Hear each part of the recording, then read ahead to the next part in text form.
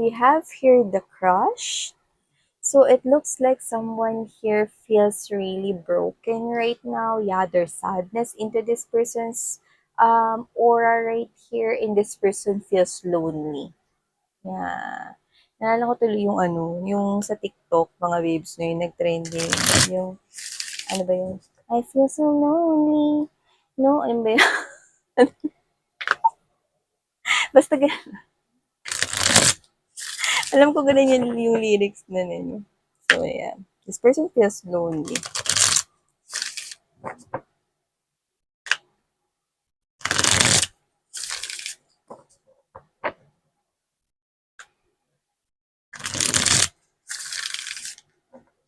Alam mo, nakakuha ko ng energy. Someone here feels lonely, stuck in a situation, and the other person here is in this highest high adrenaline rush. Two different energies. Kasi yung isa nagbibigay ng super low na energy, which is there's deep sadness right here. And someone here is ready to ride in life. Ready na ako sa mga next na adventures ko sa life. Ready na ako sa next roller coaster ride. So, roles can be flipped right here. So just take how this resonates, but different energies, I must say. Let's keep moving. Thank you so much, new subscribers. By the way, my name is Yan. Sana magstay kayo rito, no? And yes, nasa tamang katinoan po kayo. Ako? Okay. Sanay na po yung mga returning subscribers. Hindi na po kailangan explain sa kanila, no, guys? Okay, just raise your hands.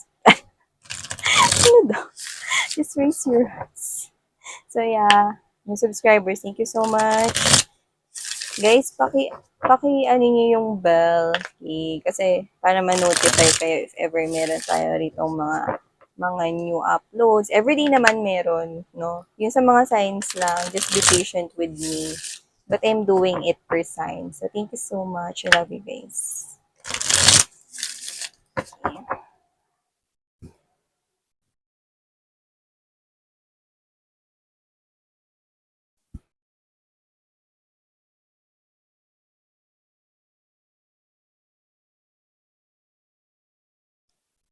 Oh. May nagpo-focus dito, no, sa inyo. Too much focus yung nakikita ko sa kanya rito, no. So this person could possibly be someone here that not necessarily your ex, pero could be kasi I'm picking up that strongly as well. Pero with this one, it could be anyone. Basta meron kayong ritong kakilala, no, from the old days, yan, no. And with this history, ibig sabihin, you once became close with whoever this person is. Pwede yung old friend, old best friend, pero ngayon hindi na. Ganun yung nakuha natin, no?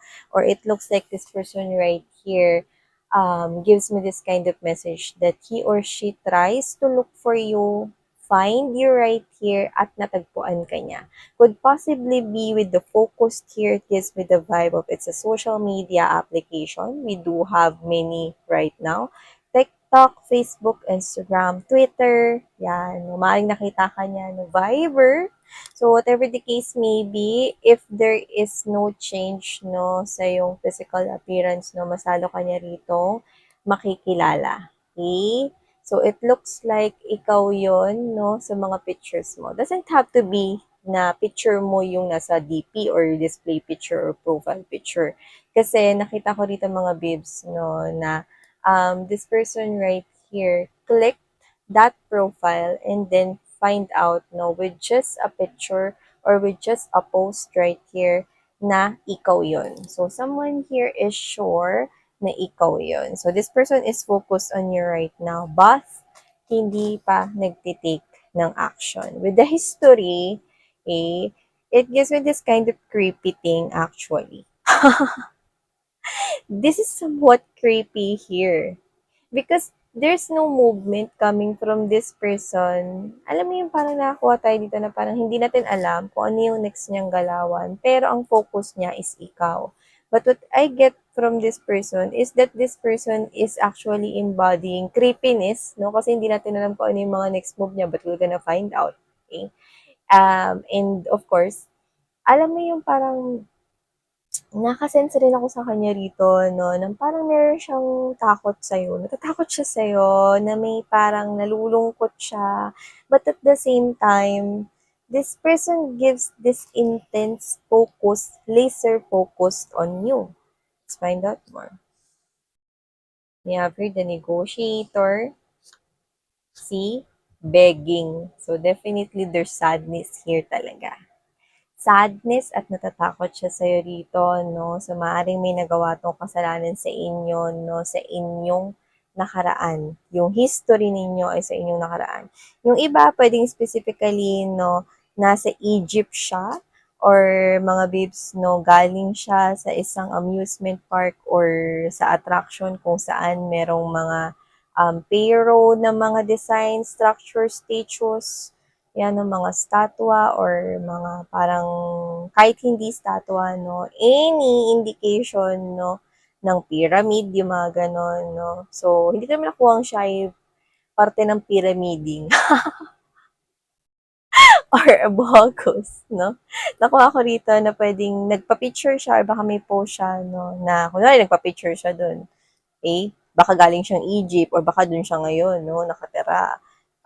Pwede rin naman na galing siyang museum or art gallery, nagpicture siya doon sa one of the artworks na nandoon and it is definitely about Egypt, no? That's very specific but sinabi natin it is because it appears here and it's strongly also pointing out maybe one of the clues. But I'm picking up with this history, this person is distance with you. May distance dito sa inyo at pwedeng distance na rin ng emosyon. Yun, nakita ko rito. Distance ng emosyon, distance rito between you pagdating sa lugar. Strongly getting right here. But definitely anxiety. See? Is scared. Is scared. Panic. Yung sinasabi ko kanina. May halong creepiness na parang natatakot siya sa'yo, na para siya ritong nalulungkot, no? Yan. So, this person is scared to the point na nagkakaroon siya rito ng too much overthinking, anxiety. Yeah, so ilatag naman na nga natin lahat para makita natin. We do all have here financial support. Yeah, connected with that word begging. It might happen, it might project mga babes, no? Within days and weeks or to the upcoming months. I'm picking up that this is gonna happen before 2023 ends right here. Okay? But I'm picking up that there's definitely distance. There's road here. May distansya dito sa inyo. I'm picking up parehas pa nga na distansya ng lugar at layo. Pwede rin na isa pang distansya pagdating sa inyong koneksyon. So, malakas ang chance na naputol talaga to. Pero meron kayo ritong history at naging close kayong dalawa. Yan. Patignan muna natin lahat. Oh, see, sabi ko sa inyo, naging close kayo nito eh. So, gusto niyang magkabalikan kayo rito or magkaayos rito, no? Definitely your lover, past lover, I must say. With this recalling, someone here is reminiscing your memories, wanting to return, and to come together, this person wants reconciliation with you. This could be a karmic partner, and karmic partner tends not to be with you for long term kasi nandito lang naman ang karmic partner to teach us some kind of lesson. Dumating sila sa buhay natin to teach us that spiritual lesson. It is because of that soul contract na pinirmahan ninyo both in your past lives. Yan, no? So, you're not meant to be together in this lifetime na pagsaluhan yung same feelings and emotions together. But that person did came into your life just to um, finish or make bayad yung karmic debt, no? Or karmic clone ninyo in the past, no? But I do get that this is you. Time has passed, no? Lumipas na yung oras dito at patuloy na lumilipas at dumadaan. I think you're okay. You're okay. Not that you forget this person and what he or she had done with you, whatever is that in the past, but you're okay na wala siya ngayon sa life mo. You're okay realizing na okay lang pala kahit wala siya sa buhay mo. Okay ka lang pala kahit na hindi mo na siya rito kasama. Okay ka na wala siya. Ganun yung energy. So, let's keep moving. Oh, I'm picking up that this is you. You're done. Taray. Backless yan. Baka recently nagsuot kayo ng backless mga babes. No? So, yan, no? See, you know what? If this person will reach out to you, and I'm picking up that this will happen because it's being projected here, might be for the upcoming days, weeks, no? Or for this 2023 bago to matapos. I'm picking up that you're gonna talk with this person. You're gonna talk with this person, pero not necessarily nakakausapin mo siya, no, habang ikaw ay nakatalikod, pero sa iba pwedeng gano'n, no? Like to the point na ayaw mo siyang makita, naalibad ba rin ka sa kanya. But you're okay now without this person in your life. You're okay now without this person in your life. So, yun nakukuha ko rito. Pero hindi mo makakalimutan ever ano man yung ginawa niya sa'yo. But for you, you're done. Completed na yun. Natuto ka na. See? Lesson learned. Told ya, guys. So, it looks like may sasabihin ka pa sa kanya pag nakita mo siya. And I think yun na yung magiging tuldok mo. Ano man yung sasabihin mo sa kanya. It's like you're gonna tell this person here something. That's what I'm sensing. Yeah. With the done right here, I'm picking up that this is you moving here towards your life. So, yung iba, literal mga babes na tinalikuran mo na siya rito, but I think meron ka pa ritong gustong sabihin sa kanya. Yeah. You know, whoever this individual is giving you this kind of offer. Actually begging you na magbalik kayo sa buhay niya. That's what I'm sensing with the negotiator. Okay? This person is willing na, alam mo, hindi naman to parang bribe, pero parang ganun, dahil sobrang desperate siya rito.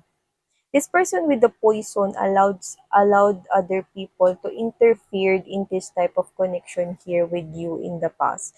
Nakinig siya sa mga iba na sabi-sabi dito, mga tao sa paligid niya, mga kaibigan niya, mga barkada, pwede ring pamilya, no, na nangialam at nagpaalam naman siya. Hinayaan niya naman na pakialamanan siya. Ano daw? Sana naintindihan yung mga pagsasabi ko dun sa alaman no, na pina na pinakialamanan siya, no, nagbigay naman siya rito, no, ng go signal na pakialamanan siya. Yan tuloy, no, this person is now in this anxiety na hindi siya rito makaalis sa sarili niyang lambat, mga babes, no. Topless kasi yun, no. Ayoko na mag-blurred. Pag inangat ko yun, mag-blurred. Pero yun, no, nakasuot siya ng lambat dito, no. At para siya rito nakasuot ng cap ng isang policeman, yung una kong naisip dyan. So, ibig sabihin, no, huli siya rito sa sarili niya rito na mistake or fault. Kasi sa relationship, hindi kasi dapat na may nangingialam at nakikisawsaw na iba. Kapag may problema, kayong dalawa lang dat umayos. Eh siya, mga babes, no? May sarili siyang isip, may sarili siyang utak, pero hinayaan niyang mangialam yung iba yan. Trap tuloy siya ngayon. Now, this person wants to beg you. Kaya siya dito nagkakaroon ng hindi paggalaw at pag-take ng action kasi with this focus, una sa lahat, nalalamon siya rito ng takot. Pangalawa, kasi pwede kasi malaki nga yung kasalanan niya sa inyo. Nahihiya rin siya. So, this person right here is nalulungkot siya to the point na alam niya na hindi niya na ito maibabalik pa sa dati. Kaya dito, nag-iisip siya. Kaya pala a little bit creepy.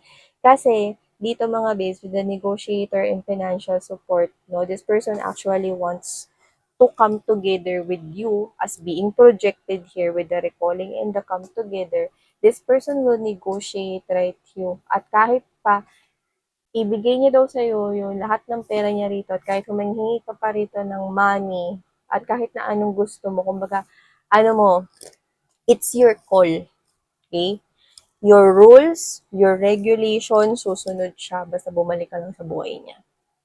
That's the negotiation and that's how it works. If you're gonna, yeah, I know, parang it looks like insulto sa'yo, it looks like bribe to you, pero ganun. Because this person here is hindi na nakakapag-isip ng straight, kasi nalalamon siya rito ng iba't ibang mga negative emotions and feelings including anxiety, fear, being scared, and panic. This person is panicking na talagang tuluyan ka na, no, na mag-walk away sa buhay niya, not even realizing na matagal ka nang nag-walk away. Yun yun. So, kung sino man siya, no, this person is willing, no, na parang if you're gonna ask for 1 million, this person will do that. This person will loan and ready to loan, willing to loan from any bank right here just to give you the amount of money if yun yung hihingin mo. Example lang yun, pero hindi ko sinasabi na ganun ka. Okay? Ibig lang sabihin nito, there's a lot of high chance na desperado siya. And the negotiation has something to do with that action being taken coming from what? Begging. Begging, mga babes, no? Begging, ibig sabihin, no? Magsusumamo, magmamakaawa siya sa'yo. Kasi hindi na rin ito makapag-isip with the lockdown right here. There's mental imprisonment. Yung mind niya is nasa confinement right here. This person is just wanting to balik na lang tayo sa dati, balik na lang tayo sa nakaraan, like we used to before kind of thing. But this is you. Nakita kita dito na nakatayo ka na sa sarili mong feet and you look confident right here, honey. Actually, pwedeng may binago ka na rin dito na hairstyle or parang mga something to improve pa more ang iyong physical na appearance, no? Mas lalo kang gumanda, nag-glow up dito, no? Tsaka sabi ko nga sa inyo, there's distance already na. There's gap when it comes to your connection. So, I think mga babes, no, this is you, na naka-move forward ka na, pero may gusto ka pang sabihin, yun na nakikita natin dito eh. Oh, see? Irreconcilable differences, divorce, and final. See? May final ka pang sasabihin, no? And I think, oh, taray, retaliation, punish, payback, revenge. Yeah, see, you have here the ascension. See? This is you finally walking away. Okay? Matagal ka naman na nag-walk away. This is you, no, na kaya mo na rito magpatuloy sa life mo ng mag-isa.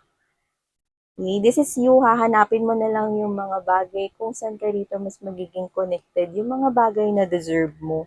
Yun ka. And I think yung last mong sasabihin sa kanya has something to do with, alam mo, marami kasi tayong differences sa isa't isa na sinubukan naman natin before na mapagtagumpayan or mabigyan ng solusyon, pero wala eh. May mga bagay talaga na hindi nag-work out for us. Maybe because we're not really for each other. Maybe because there is a reason kung ba't tayo nagkakilala, but the reason will not be for us to be together forever. Yan, no? And hindi mo alam, mga babes, no, na ikaw, alam mo, nakita ko kasi itong shades na to, mga babes. No? Nakita ko dito na after mong sabihin yun, no? Sabay suot ng shades, tas alis. Taray, no? Naalala ko lang yun, mga babes, no? In one of the movies that I watch, no? I've watched before. I forgot the title, no? And I think yun yung magiging punishment at payback. Pwede na rin tawagin nating revenge mo sa kanya. Kasi, alam mo yung parang you did this person here some kind of um, dinagdagan mo pa yung pain na nararamdaman niya. So whether hindi mo gusto na saktan pa siya more, masasaktan talaga siya sa sasabihin mo because you're rejecting, okay, the negotiation. You're rejecting the negotiation here. Because this is you, mag-isa ka na lang rito na magpapatuloy sa life mo without him or her because that's what we're getting. Umpisa pa lang na kaya mo dito tumayo in your own feet, 'di ba? Na hindi mo na rito kailangan pa, okay? 'Di ba? Na what? Na makasama siya rito. Kasi puwedeng nagkaroon ka rito ng codependency sa kanya before but hindi na ngayon. Natuto ka na rito ng maraming maraming mga bagay, no? Na kaya mo naman pala yun na gawin ng mag-isa. Hindi lang yun, maraming marami ka pa rito natutunan rito, no? Mas nakilala mo pa yung sarili mo, no? At nakikita ko ang tapang mo na rito na naglalakad rito, no? Na parang wala kang kinatatakutan na challenges at mga papasok pa na mga test sa buhay mo. Bongga. May pagpalakpak. Kasi nakakakita ko rito ng isang individual, no, na itong experience mo na to, honey, yeah, this made you feel weak sa umpisa. But I'm seeing you stronger right now and you look like a fighter. Yeah. Yung fighter na lumalaban sa life, hindi yung fighter na takaw gulo, yung hindi yung fighter na nahuhuli ng mga parak, no? You are that fighter of life. Yeah. See? That's what I'm seeing from you.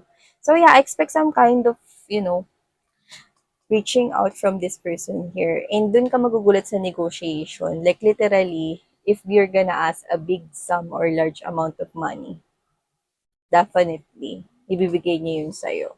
Yung mga imposible na hinihingi, no? Which is, hindi na yun parang wala na sa angulo eh, no? Parang tabingin na, di ba? Kasi hindi naman kailangan sa relationship yung ganun eh. Hindi naman kailangan magbigay ng ganyan. Kasi if two people want to really come together or come back with each other, kahit walang mga bribe, walang mga ihahain ng mga offer, it will naturally happen. But in this case, okay, kasi nga naa-anxiety siya, kaya kung ano-ano na, no, yung kaya niya ritong i- i-offer sa'yo, no, na hindi niya na naisip rito if nakaka-insulto ba yun or parang if hindi pa yun magandang pakinggan. Okay? So, thank you so much, Collective. Sana ngayon love and life. Ay,